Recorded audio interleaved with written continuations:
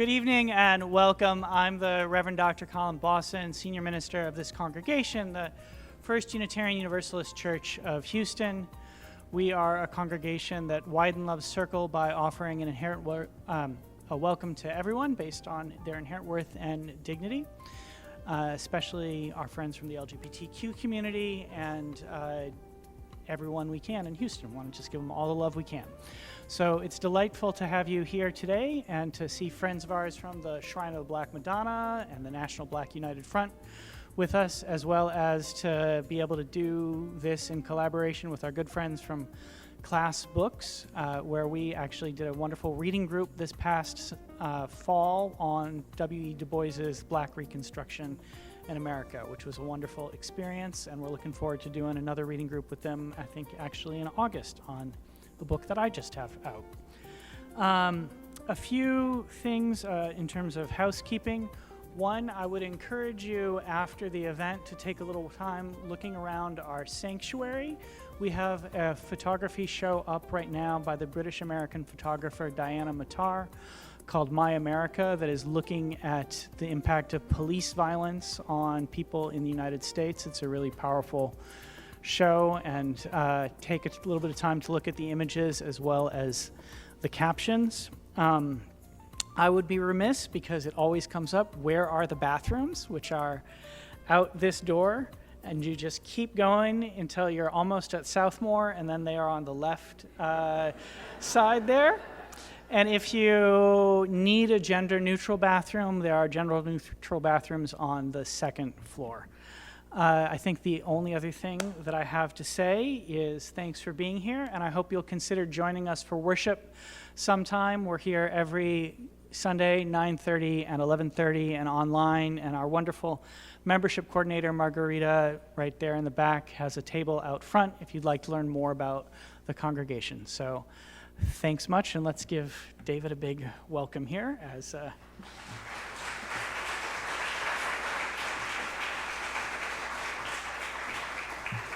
Hello and welcome. Thank you all for coming tonight. We are so excited to have you all here with us as we witness this conversation with Dr. Eddie Glaude Jr.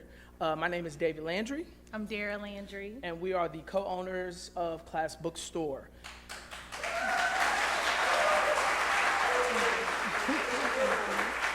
So to respect you all's time, we're going to get right to it. We're going to invite our moderator to come out. Some of you know him, but to those that do, let us introduce you to him.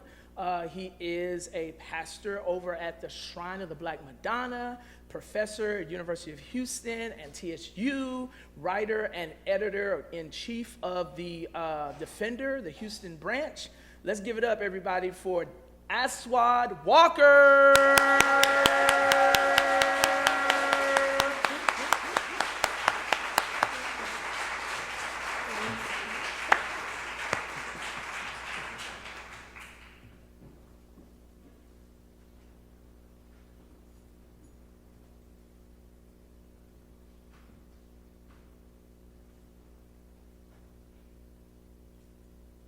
Brother Man, are you going to call out our? Oh, you put it on me? Okay.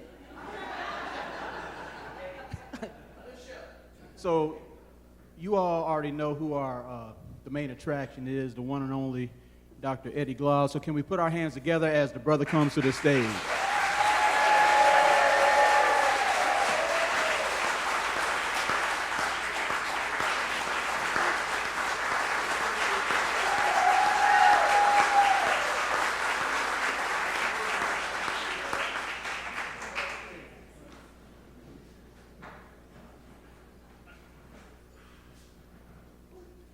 So before we jump into this, please don't let the smooth taste fool you. I've been chopping it up with Brother Man backstage. Lord have mercy. What a story. But let's jump right into it, sir. Why this book and why now? Well, first of all, let me just thank Pastor Boston and First Universalist Unitarian Church for opening their doors for us to have this conversation. I want to thank David and Dar for their vision, their energy, their love. We want to do everything we can for Class Books to flourish.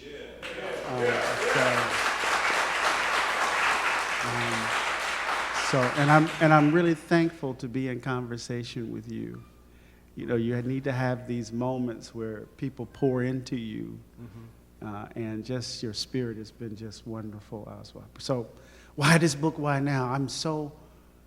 I had to write myself into some kind of stability. Rage was overwhelming me. So here we are, 250 years, and we have to deal with this. I was about to cuss, but we're in church. It's Unitarian. I could cuss, though. So, you know, well, here we are in the 250th year. And, you know, the reality is we have to raise our babies in this. And so I was trying to figure out how to tell the 250-year history of this moment. And this book jumped on me like a haint. And I wrote it in 9 months. So I just had to so it's personal, getting myself together, and to try to find a way to account for the moment.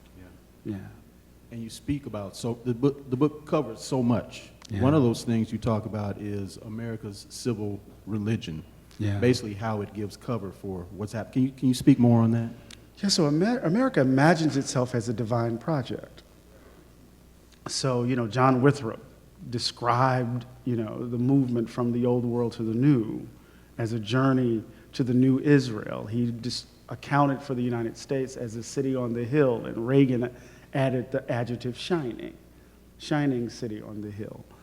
America thinks of itself as a redeemer nation, that its democratic form is a gift to the world, and the like. You go on the New York Times bestseller list right now is a book written by Eric Metaxas entitled Revolution, the Birth of the Greatest Nation in the History of the World. Oh, it's not about Mozambique? No. And so that civil religion is in some ways this kind of expression of the sacrality of the American project, from the Declaration of Independence to the Constitution as the sacred documents, to these ritual practices around Memorial Day and July 4th, to the saints, which are the founding fathers, the Benedict Arnold, which is the Judas, right? There's all of this stuff that maps onto a kind of religious imagining of the nation. And what's supposed to undergird it are these enduring metaphysical principles that aren't reducible to politics. And so this civil religion aims to, how can I put this? That's all it is nationalism. Yeah. But it aims to render that nationalism in a way that's benign. You see? That's benign. That's not the bad nationalism of Europe. And we know that's not true. And you also mentioned in the book how Frederick Douglass called out this white nationalism way back on July 5th. And so what would he say about the fact that it's still thriving in 2026? What would he? You know, I'm always hesitant to try to anticipate the words of the elders, of the ancestors, because we have their words. I would urge you to go back and read the July 5th, 1852 address. And he's speaking in this moment. The 1850s, of course, is the run-up to the Civil War. The 1850s are intense, this roiling chaos, precisely because of the Fugitive Slave Act of 1850, which turned the nation into a nation of slave catchers and fugitives. Douglass would describe the slave catchers as wild beasts, right, in the first autobiography. And so I think by my reading of him, and particularly in that speech, he gave a warning to the nation, to the young nation in 1852. He said there was a serpent coiled up in the bosom of the nation, and he begged the nation to remove it such that it could free itself. But like a tapeworm, it's it's all over the body. We never removed it. Yeah, yeah. And so we find ourselves here in this moment grappling with the same demons, the same ghosts, right? And to that point, you talk about how Frederick Douglass was really challenging the country to live up to its own words, its own ideals. But you also say even before him, those four brothers that in the late 1790s who went to court for their freedom, they were appealing to the nation to live up to its own stated ideals, which is the same thing MLK did. Oh, absolutely. And so it seems like throughout history, we do that and we get the same result. So the question is it time for a new approach? Is it time for a Henry Highland Garnet approach? Well, you know, Henry Highland Garnet said, blood is on both sides of the blood-red waters. Right, so, he was in that moment in his address to the slaves in 1848, he's rejecting the Exodus motif as a way to imagine struggle. And Douglass argues within the convention, Black Convention movement at that time, against Henry Highland Garnet's call for revolution. And his actual vote, the vote actually, Garnet's resolution only lost about one vote. Wow. To foment revolution in the context of the slaveholding South. So I think part of what Douglass was trying to say, the principles of democracy don't belong to white folk. To assert the equality of men and women isn't reducible to the American project. To assume that we can build or forge a way of living that affirms the dignity and standing of every human being is not captured by America's myth. I think what Douglass was trying to do in that moment was to open up space for us to imagine ourselves otherwise. But he was also telling the truth about the country. America, how can I put this? America suffers from a kind of double consciousness. Du Bois talked about the double consciousness in us in 1903, that we see ourselves through the eyes of those who despise us. And by virtue of that particular form of vision, we have a double vision. We can see the country in a particular way. But that doubleness that he ascribes to us is actually a consequence of the double consciousness of the nation. America imagines itself as a beacon of freedom and as a white republic at the same time. And you can't hold those two commitments together without contradiction, without depositing a kind of madness at the heart of the country. Now, this is how they finesse it, though. You can't hold the two together, right? The only way you can hold the two together is that you assume that white people possess freedom to give and to take away.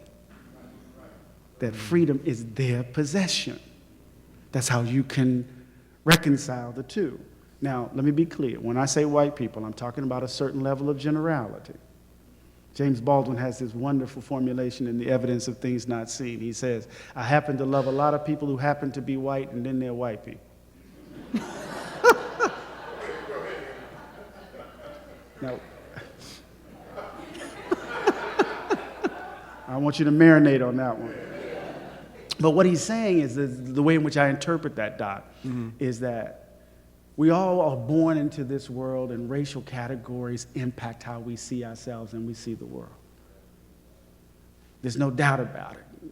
We entered the world upon a stage that it wasn't built by us. And so those racial categories impact how we see ourselves and how we see the world. But those persons who are invested in the hierarchy that comes with those categories, now we're talking a different thing here. Right? We're talking a different thing here, right? So what happens is that, I'm sorry, I'm answering this a long way. Do your thing. So what happens when you finesse the divided soul by saying that white folk, at the level of generality, possess freedom to give and to take away, we find ourselves in a cycle of freedom snatching. Of freedom snatching. Now listen what I mean. This is Moses Gordon. Yeah. In 1776, 3 months after the Declaration of Independence was signed, in North Carolina, Moses Gordon was manumitted by his slave master, Caleb Trueblood, a Quaker slave owner. And for 2 years, Moses Gordon lived as a free black man. Then North Carolina passed a statute saying that you could not manumit your slave except for meritorious service. They had to have served in the Revolutionary War. So Moses Gordon, 2 years later, was captured and sold back into slavery to a brigadier general named William Skinner, a general who fought for North Carolina in the Revolutionary War for freedom. Moses Gordon freedom dreamed. He escaped. He escaped to Philly, not Philadelphia, Mississippi, Philly. He escaped to Philly. He attended St. Thomas's Church, pastored by Absalom Jones. Lord have mercy. Got married, had 4 beautiful children, and for 10 years he lived as a free black man, but he had to live by looking over his shoulder. Why? Because the Constitution had the Fugitive Slave Clause. The Fugitive Slave Act of 1793. Moses Gordon, according to General Skinner, was a thief. Why was he a thief? He stole himself. So for 10 years, Moses Gordon was captured, shackled, and was to be renditioned back. He was to be sent back to North Carolina. Now, the first petitions to Congress, right, that second one with 40 black men, including Richard Allen and Absalom Jones, referred to a man in prison being prepared to be sent back to North Carolina. That same brother. That's Moses Gordon.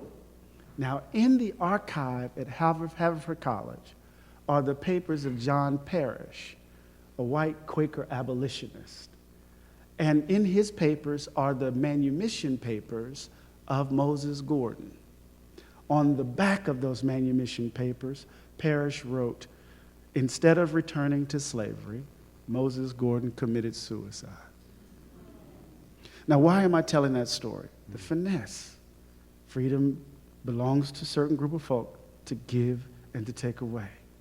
Moses Gordon's story: enslaved, freed, re-enslaved, escaped, captured. He takes his own life. It's a story of the very way in which freedom as the possession of one group is lived. And even Frederick Douglass experienced it. Yeah. Born a slave, escapes. Fugitive slave law of 1850, he has to go to Canada. Lives long enough to see Abraham Lincoln sign the Emancipation Proclamation. Lives long enough to see the 13th, 14th, 15th Amendments ratified. Lives long enough to see the first Jim Crow laws passed. Cycles of sentimentality and white rage because they think they own freedom. Wow. Does that make sense? I just gave you the first 3 chapters of the book. For free. Your Cliff Notes. So tell us how you came to be Dr. Eddie Glaude, because back there in the green room you were telling me that you cut your teeth in the black nationalist tradition, and you told me the story about your goatee. I don't know if you want to get into any of that, No, but no, go absolutely. ahead. Yeah, I knew you were going to do that. I should have told you. So I'm a country boy from Moss Point, Mississippi, just down the way, east of Houston. And my dad was the second African-American hired at the post office in Pascagoula, Mississippi. Insisted on education, so I went to Morehouse. In some ways, I ran, can't you tell? I went to Morehouse. In some ways, I ran away from home because I had this vexed relationship with my father. That's another story. And I ran into Morehouse, and freshman year in Graves Hall, brother said to me, you think you smart, because I'm 15, 16 years old in college. You think you all of that, but you don't really know who you are. And he gives me Malcolm X's autobiography. So I go to Graves Hall, I go into my room, and I start reading. And I finished the autobiography in 2 days. And I found language to explain my father's rage. And I started growing my goatee that day. And I've never shaven it off, never. Even when I was in the nation for 3 months, I didn't shave it off because I was trying to live Malcolm's life in reverse. Yeah. Because I was caught up in the romance of Black power as opposed to his politics, right? Thinking I was born out of place and time, right? So, because you feel out of time, I write about this in We Are the Leaders, because you feel out of place and out of time, you end up cosplaying. You see, because you don't quite know what your political voice is and what it sounds like. And so, we founded the Organization of African American Consciousness in my sophomore year, a reading group. We were reading Sheikh Anta Diop and Stolen Legacy with George James and Chancellor Williams and Walter Rodney and all of those folk. We founded an Afrocentric fraternity at Morehouse. I ended up going to Temple, the first African American Studies PhD program in the country, and I left, and here I am. It's part of the formation. Yeah. Most folk don't know that, though. Thank you for sharing that, brother. I knew you were going to get it out. Oh, you knew I was. So, I should tell this story. Oh, go ahead. I'm country, right? I'm hanging out with all of these black activists at Morehouse, and they all had the same kind of smell. I didn't know what it was. I thought it was incense. I thought it was incense. I thought they were burning a lot of incense in their rooms.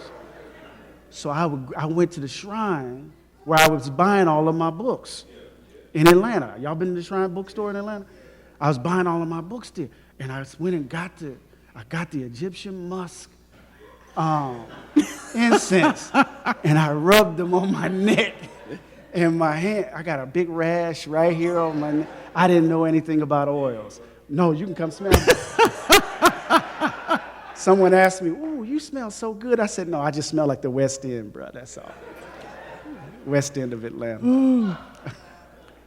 So I love the way you lay out the book. You talk about the centennial, 1876, and other years. In 1870, when you talk about 1876, you mention Walt Whitman in his words that we are a country with no soul. Yeah. And so I guess my question is, has this country found its soul? So was it nope. And yes or no, especially if not, what does that say about black people who, man, we fight hard for this country? Yeah, I think, the way in which I begin the book shifts the terrain of how we answer that question. I begin the book with a controversial sentence. I'm from Mississippi, right? So, I do not love America and never have, especially now. Tell us how you really feel, brother. But that's the first sentence, right? The first sentence of the book. And I said it's dangerous. The second sentence, in effect, is dangerous to love something so abstract and so morally dubious. Now, I'm working on 3 different registers in that moment. The first is to hold off the idolatry of the state. I'm not interested in love of country. I've already talked about the dubious distinction between good nationalisms and bad nationalisms, right? Patriotism is civic nationalism is supposedly different from blood and soil nationalism and all that. I'm holding that off. The second move I'm making is I'm trying to announce that I'm starting from a different place than James Baldwin, the man I wrote about in Begin Again. Baldwin says in Notes of a Native Son, I love my country, and because of that, I'm paraphrasing, I reserve the right to criticize it perpetually. I don't begin there. And then I want to take you somewhere place in interior, right? The interior space. What is that interior space? Because when my dad got the job at the post office. He moved his precocious children from one side of town to the other. I'm playing with my Tonka truck outside. You remember those old Tonka trucks? I'm playing with my Tonka truck, and I imagine the kid I'm playing with, my new friend, was blonde-haired and blue-eyed or red-haired or green-eyed, and I'm playing, and his dad comes out of the house, and he says, "Stop playing with that N-word." I have to grab my truck and walk inside. The world, America, told me what it believed about me at that moment. And then when I went inside, my daddy and mama went to work to tell me not to believe what the world said about me. So the question becomes, how can you expect me to love the country? From whence that expectation? Right? So I'm disrupting some things. Now I'm getting to the answer to the question. Now, why is all of this important? Because I don't want us to be preoccupied with the abstraction. Love of country. Does the country have soul? No. I want us to understand. My understanding of love, my invocation of love is closer to the ground. I love people. I'm loving the people on the ground. I'm loving my great-grandmama who spent her life working in the kitchens of white folks, who bought her stove and that refrigerator that had the best Kool-Aid on the planet in it, that stove that cooked pinto beans and hoe cake bread, you forgot you didn't have any meat. Yeah. I'm talking about people on the ground. Yeah. So does America have soul? Do people have soul? Yeah. Yes. Do everyday ordinary folk have the capacity to be better? Of course. And whether or not folk believe it or not, I'm including everybody in that kind of love. Mm-hmm. Everybody. Yeah. I'm not throwing anybody away. And you know what, too? Ralph Ellison, who wrote The Invisible Man, complicated dude. He gave a definition of democracy that I think is so powerful. He said, democracy at its best is a disinterested form of love. That means I don't have to know you. You don't have to be my great-grandmama for me to want the best for you. You don't have to be in my tribe for me to want policies to keep you from going broke because you're sick. Wow. Right? That every child, no matter what their zip code, no matter who their parent is, no matter the language they speak, deserves education. Disinterested form of love at the heart of democracy. So to answer the question about the soul of the nation, if you're thinking at the level of abstraction, it's going to be hard to answer. But if you're thinking it on the ground, close to the ground, of course.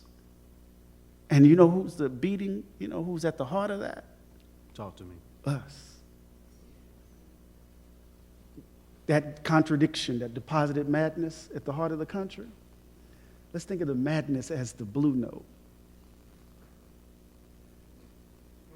Think of it as a blues scale. At the heart of a blues scale is the most unstable chords you can imagine. At any moment, it's about to collapse. You see? Nobody loves me but my mama, but she could be jiving too. Lord. That's B.B. King, y'all. You just brought up music, but music is a part of your book. Speak to what you're listening to, why music is so critically important to you and to us as a people. So there's a conceit driving the writing of this book. I tell my students, and I tell students all the time and I remind myself of this when I'm traveling the country. The world conspires to make you small. And the question you got to ask yourself repeatedly is, will you be complicit? Will you small up yourself? And if you are not complicit, then I think you should take giant steps, John Coltrane style. And if you listen to Giant Steps, when Coltrane blows that solo at the beginning of Giant Steps, it's something that the pianist never heard before. And he's confused, he's flummoxed. He doesn't know what to play, so he just taps keys, right? Wow. So there's a conceit at the heart of the book. I'm actually in conversation with Du Bois throughout the text. there are these Easter eggs all over the book, right? The beginning, the epigraph to the book is from T.S. Eliot's Four Quartets.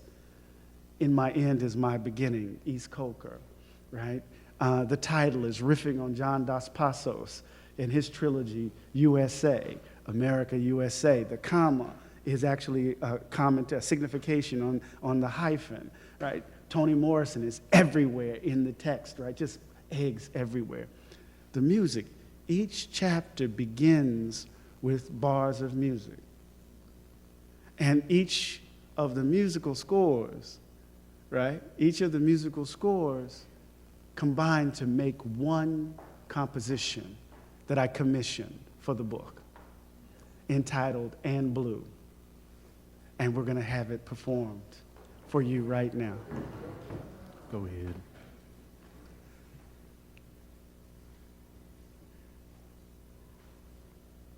So if you have your books, you can look at each chapter and you'll see the music.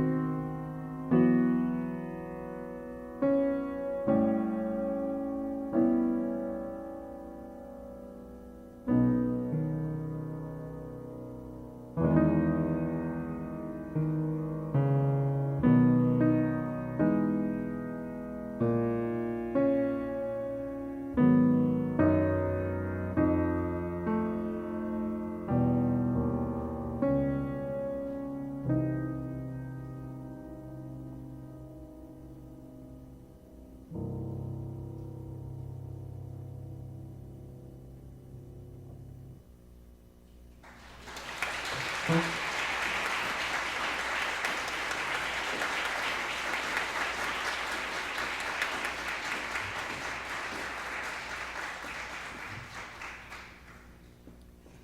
are you feeling, brother? Oh man, so that's a composition entitled "And Blue," which was commissioned for the book. One more time, can we give it up for this sister right here, please?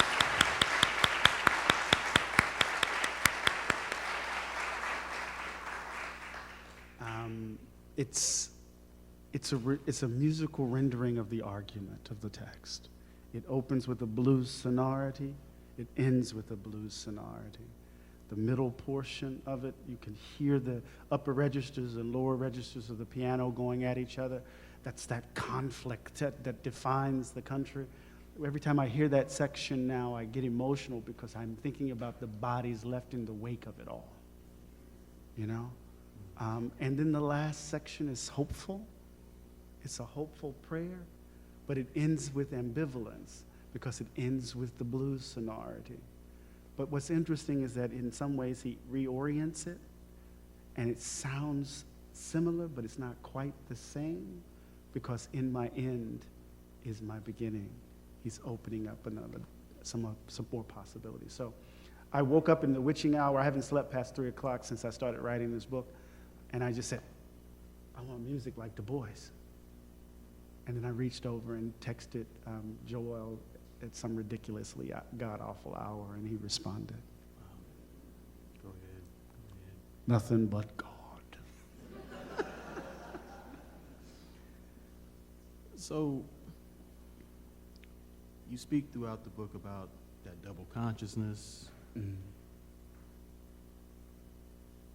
You issue a call for Sankofa. You say it's not enough to remember the past, but we have to confront it, to learn from it. And yet you have this revolutionary hope. I'm wondering where that hope comes from with all the White History Months you and me have endured over our years. Where does that come from? Where does that hope come from? Wow. I have to have an abiding faith in the capacity of human beings to be otherwise, or I would drink too much Irish whiskey.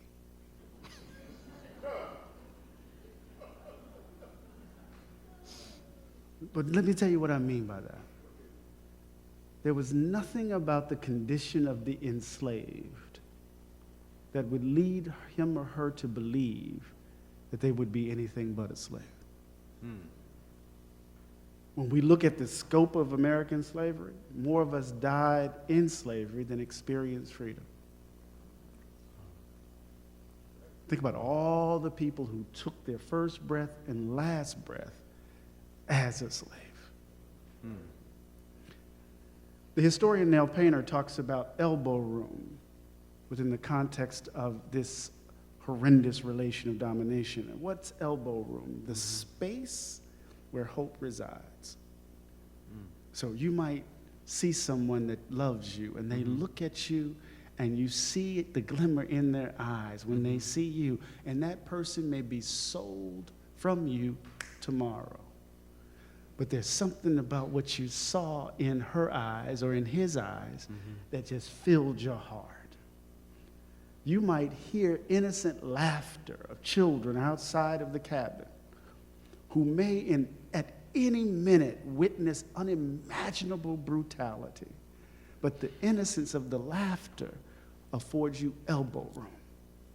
So, you got these Afro-pessimists talking about, slavery and social death and folk being reduced to, but that can't be true, because if that was in fact true, when emancipation happened, the folk would have just stayed right where they were.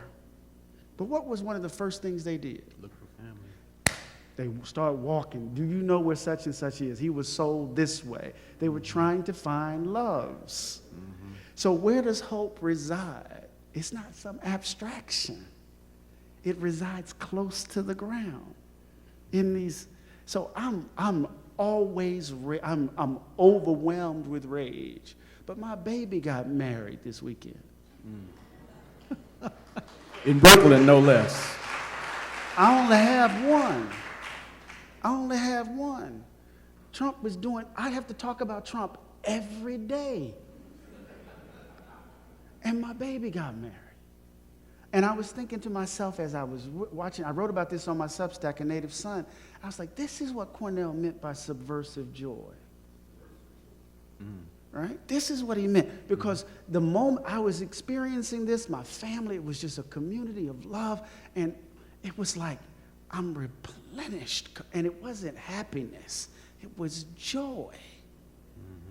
You know?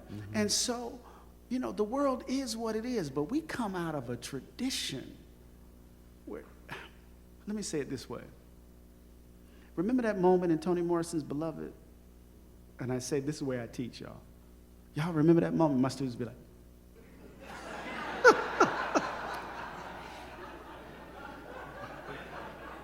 ain't read nothing. But there's this moment in Toni Morrison's Beloved when Denver has to step off the porch because history is literally consuming Seth. History is the embodied ghost of Beloved. And she's about to step off the porch and she freezes. She's scared because the world is what it is. And the ghost of baby Suggs, her grandmama, comes to her. And she says, what's wrong with you?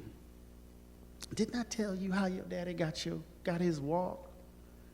Didn't I? And then she starts going through this list of all of the horrors of slavery that she relayed to Denver as a baby. And Denver says, but you said it's a route. And she says it is.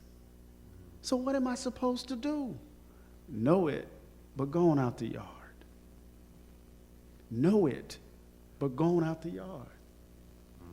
It's that acting anyway. In the midst of the darkness.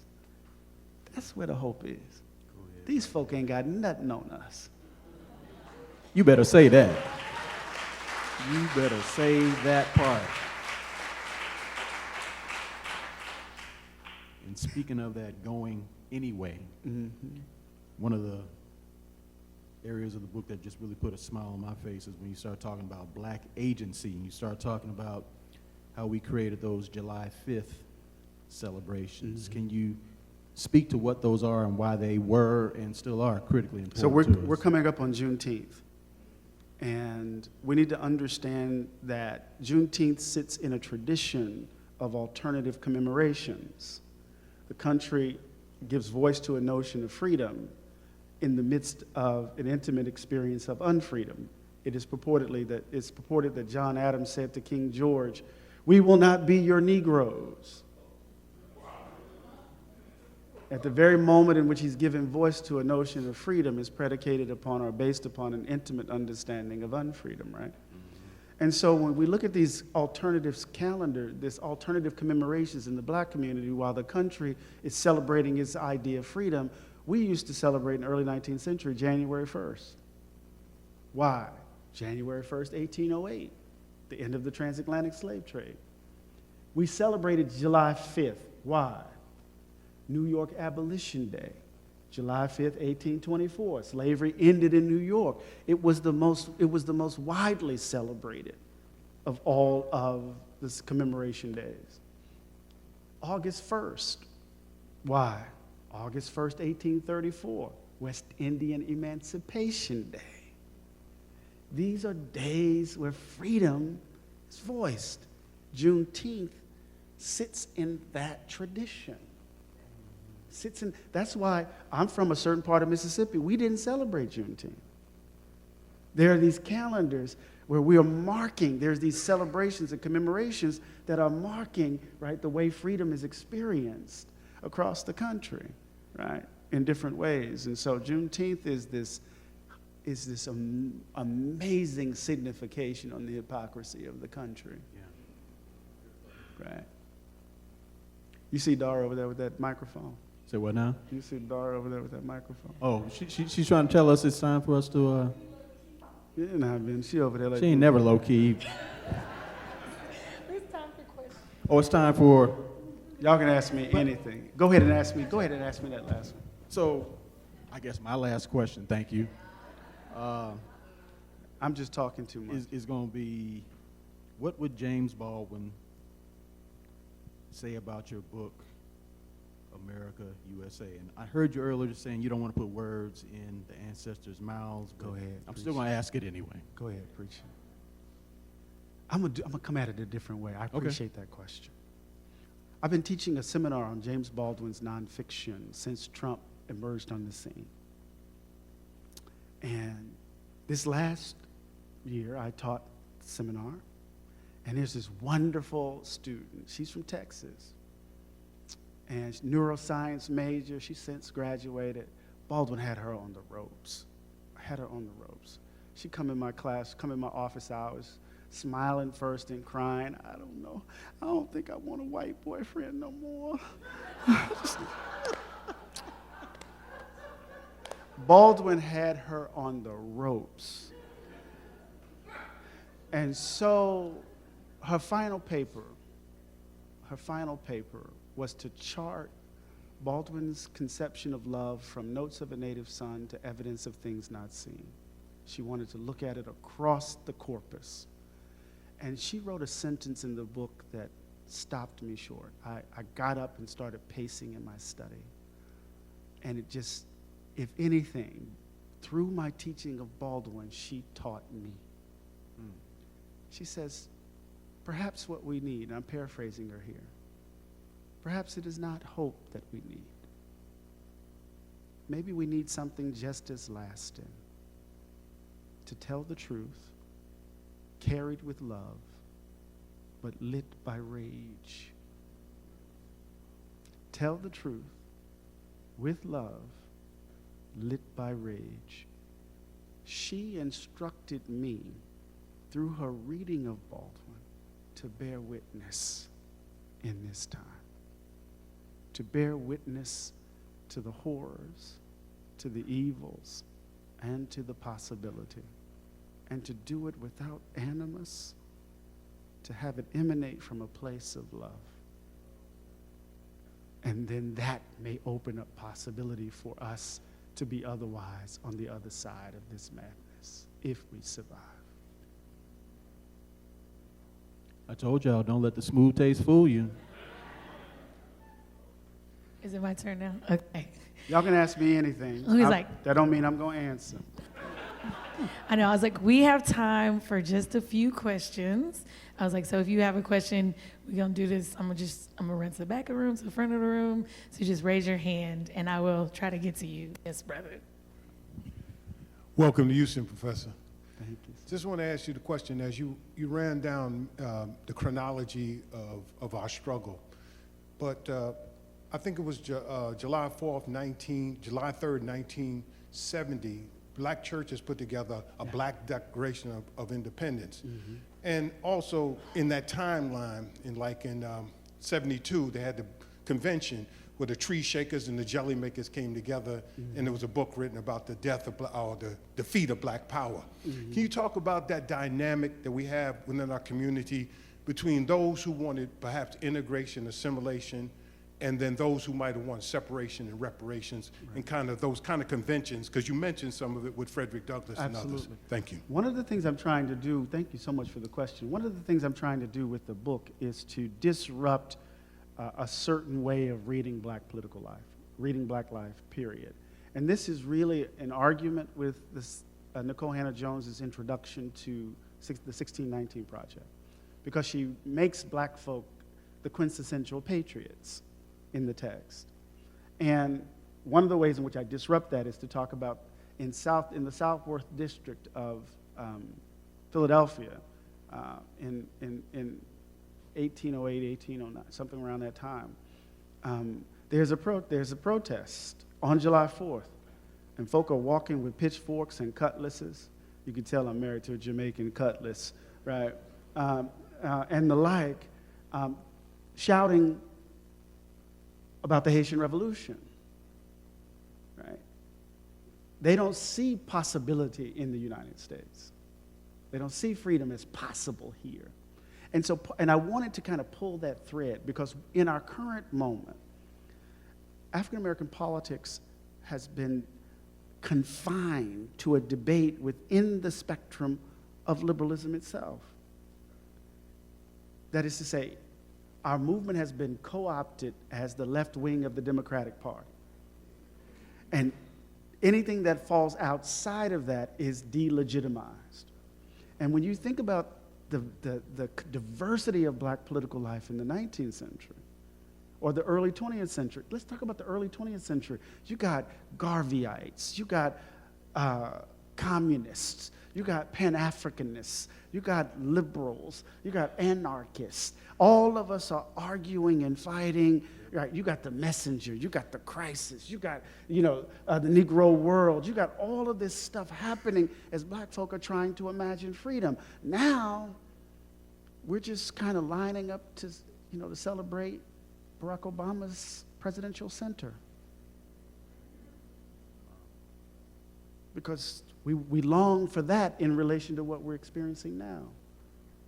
So part of what I'm trying to do is to open up the way in which we tell that story. Yes, I got in trouble. When I mentioned Barack Obama critically, y'all should have seen your face. Don't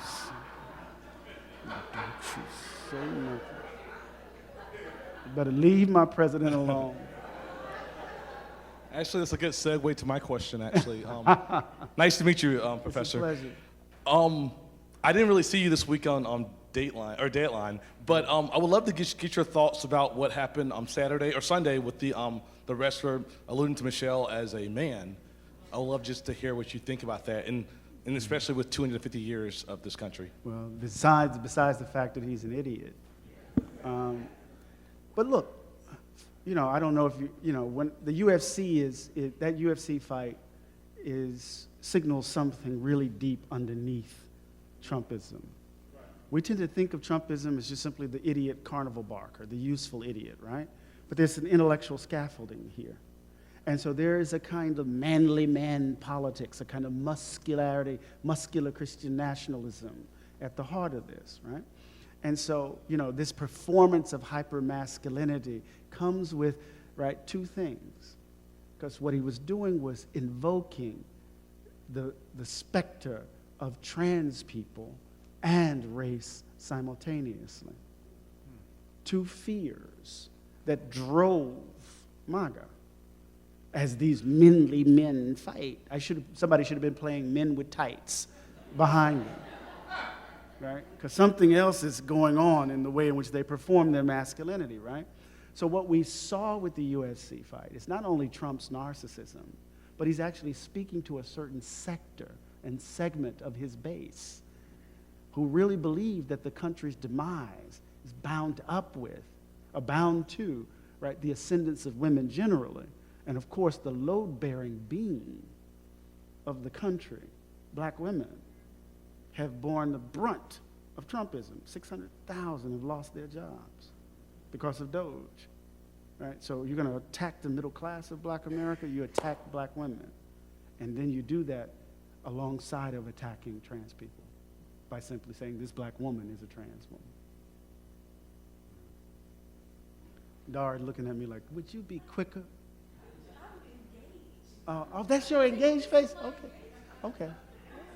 I'm messing with you. Yes, hi. I think so.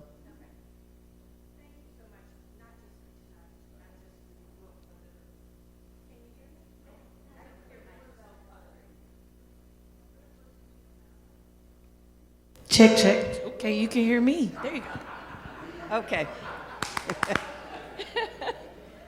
But as I was saying, thank you not only for tonight, not only for your book, but I follow you when you're a commentator on the news networks. So I've been an admirer for a long time. I'm a child of the 1940s, so I've lived through a lot of things. And you just touched upon a little bit of what I wanted to say anyway, is about how they divide us to conquer us. Mm. And one of the things they've always done is they pit the light-skinned blacks against the dark-skinned blacks, and the poor against the affluent, things like that. And I think it was about 1996 when I went to San Jose, Costa Rica to celebrate my 50th birthday with some friends who live there, who are from there. And they just coincidentally were having a conference called La Familia.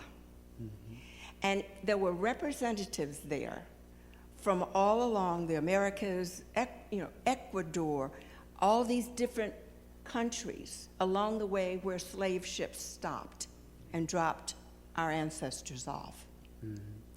The common message that I got, and they had translators, so we had earpieces for those who weren't speaking English, etc.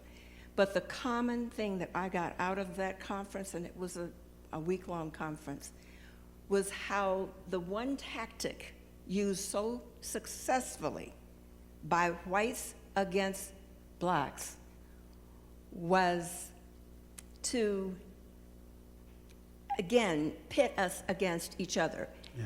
And they told the same stories. The fascinating thing for me was that all of these countries, they all said the same thing happened in their countries.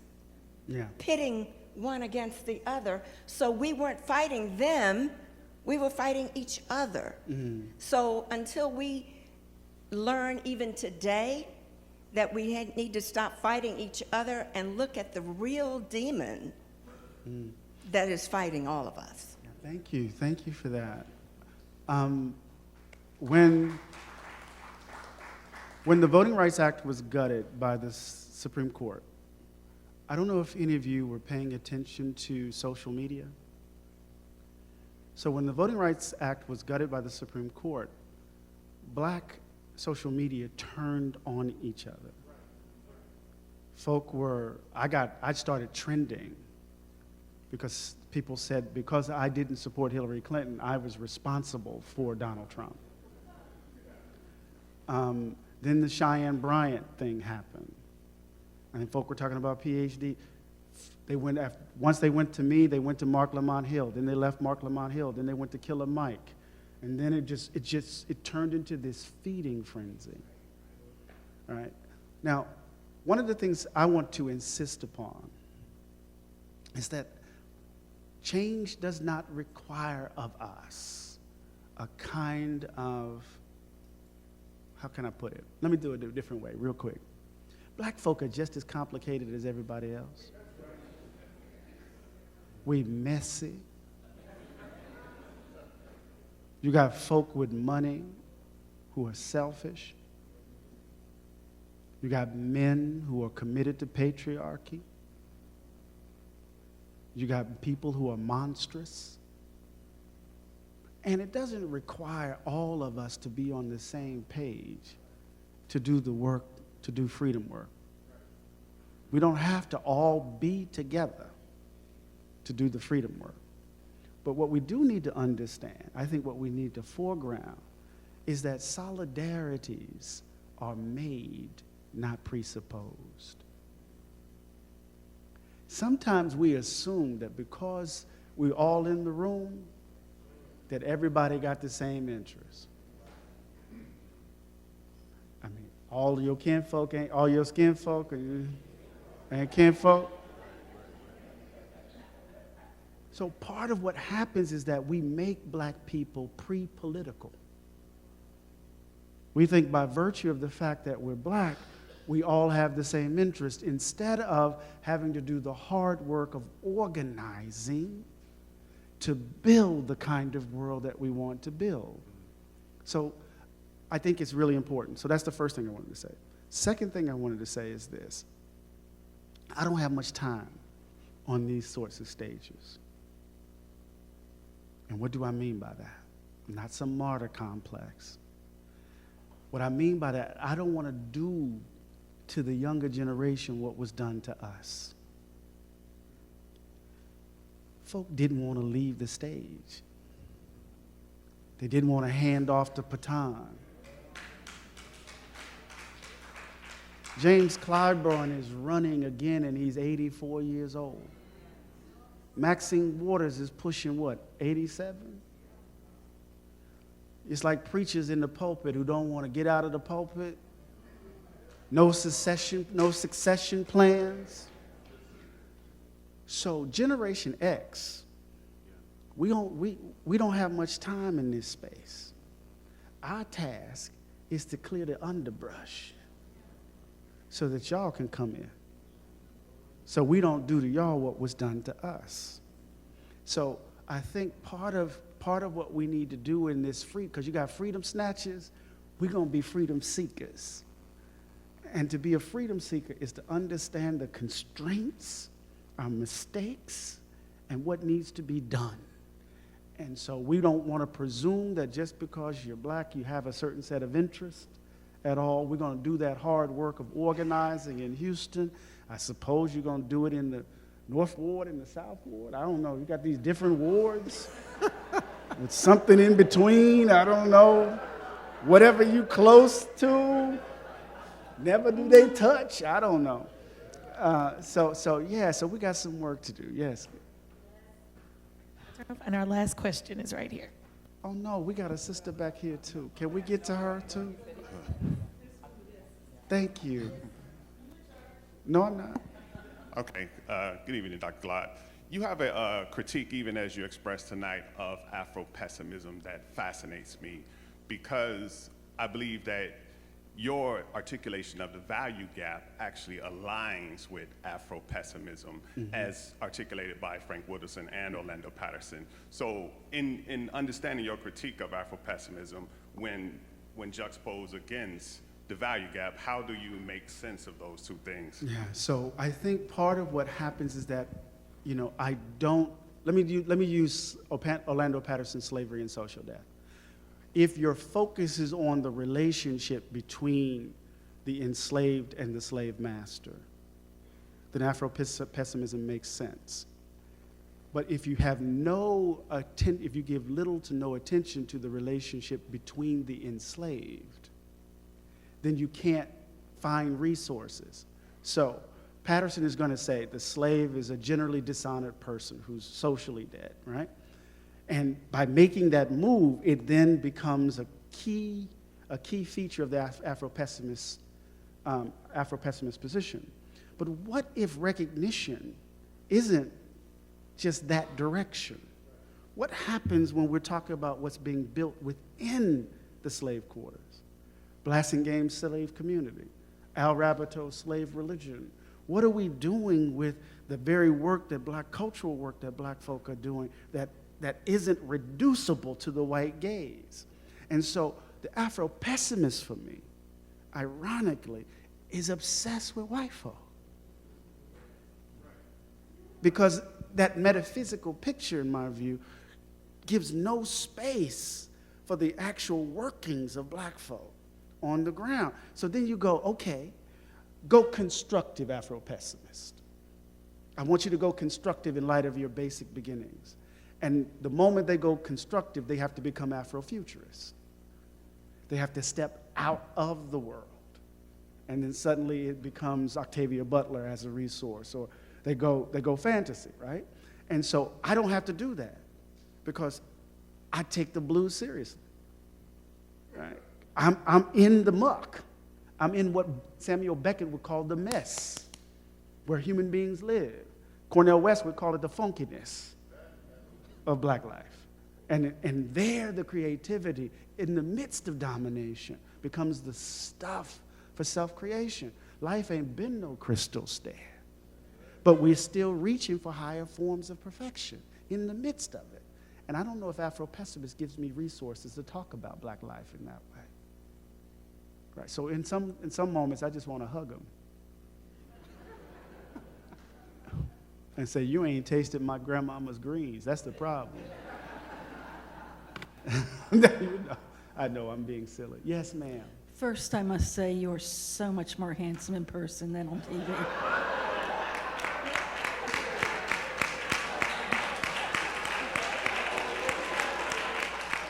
I'm 73, I'm allowed to flirt. There's a lot swirling around in my mind, especially since Trump has gotten in. My mother came from Germany as a war bride in 1948, and we all know what happened there.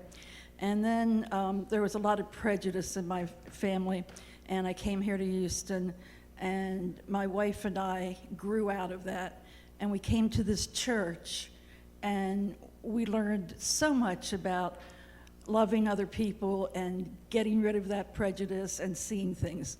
So what I'm thinking about is the more I hear these different stories of how slaves were treated and black people were treated generally, even right up to now. And I think it's really ironic that the white people now are going, I don't like what's going on in this country. Look at this, they're not treating us well. We're going to wind up not being able to do the things that we want to do. We always had this hope of our ship would come in, and now it's not. Now the Trump's in, and it's like, oh, honey, it's always been that way. Right. You just didn't know it. You thought you were special because you were white. And so there's many things now that I'm seeing from the things that you write about and other people talk about that are like, hey, wake up. This has always been this way. We just thought we were better because people kept telling us that. Right. And I just want to get this crap over with. You ain't the only one. I am so tired of it. You know, thank you so much. Thank you so much. You know, I don't have a sentimentalized view of love. Love is the most powerful emotion, the most powerful political tool. You know, my great-grandmama, when I came home as that black nationalist from Morehouse, my great-grandmama who worked in people's kitchens all of her life, she said, what's all of this? You need to leave that alone. That's going to eat you up. She was trying to teach me in that moment that, you know, I didn't write the sentence, I hate America. I said, I do not love it. Hatred is a whole different emotion, right? So part of what I think, you know, I said the critique has to emanate from this space of love, because when we engage in it, we're engaging in kind of soul care, right? So that we don't become the very monsters that we're resisting. But you know, in this country, the moment we step outside of the orbit of their expectations, as Baldwin wrote in his essay, Black Power, we're talking revolution. Trumpism needs its N-words. Trumpism needs its terrorists, its aliens. Because the problem has never been us. The problem has never been us. They need us at the bottom of the well. Because black people function like, how can I put this, y'all? Black people function in this country like gold functions to money. Without the gold, the paper is just ink. Just paper with ink on it. So black folk function as how far not to fall. It gives meaning to the racial hierarchy. And the moment we step out of it, all hell breaks loose. So they have to recalibrate in some ways. So our task in this moment is to love our way into imagining a different way of being together. And that's going to require of each of us a refusal to dance. I'm not saying you got to be blackety black, black, black, black. But I want you to bring your authentic selves into spaces. Baldwin says in Many Thousands Gone that the condition for me to enter into your space is that I must wash my face blank in order to wash away your guilt. Refuse that ticket. Bring your full selves into the room because they're trying to disappear us. So let's be fully present wherever we are. Amen?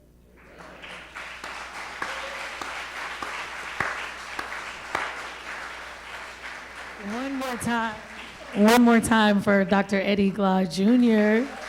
and Brother Aswad. Here you go. All right.